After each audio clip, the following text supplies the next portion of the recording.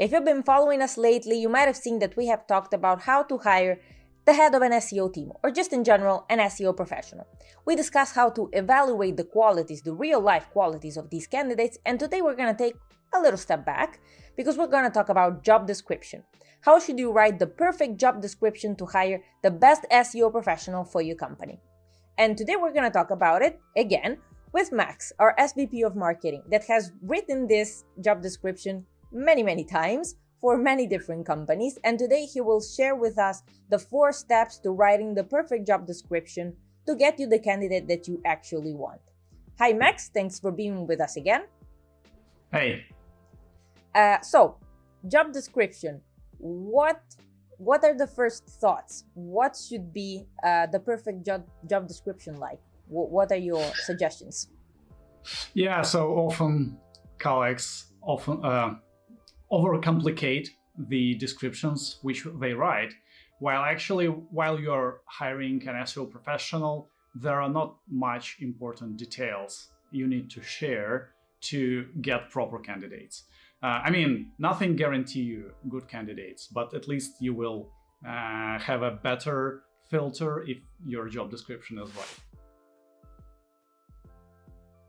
So first of all, it makes sense to describe nature of your business, answer a question what exactly you are selling, because this will immediately help your candidates to match their experience with nature of your business.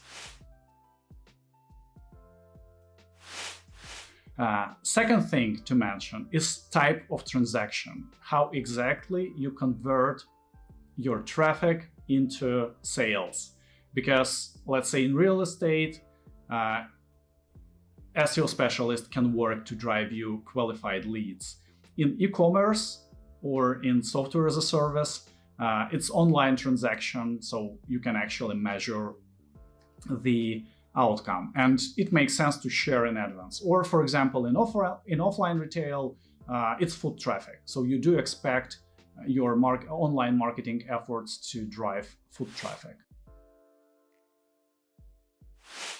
So next thing, which actually depends more on size of your company, it's a decision about, do you need a manager or you need an individual contributor? For smaller businesses, it's normally individual contributor working with freelancers or with agencies if needed.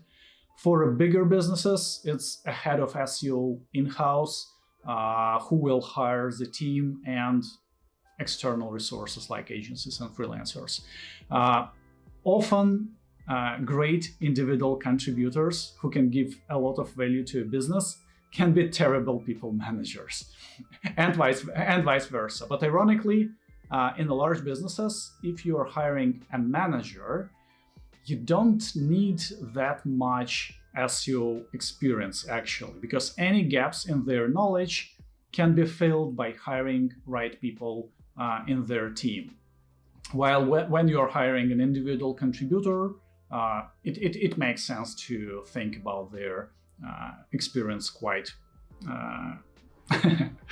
seriously. Last question to address in your job description is whether you are okay or not with agency background, because from my experience, most candidates applying for this position has only agency background and they never worked in e-commerce, so they never worked on business side, which can be an issue in some cases. I would actually suggest to link to the article from Kevin Indig in the description of this video, because I will not say better than he wrote about this topic. But in a few words, agency background often is about serving many companies at the same time on a not that very deep level. And it's about planning and consulting, often more than about execution.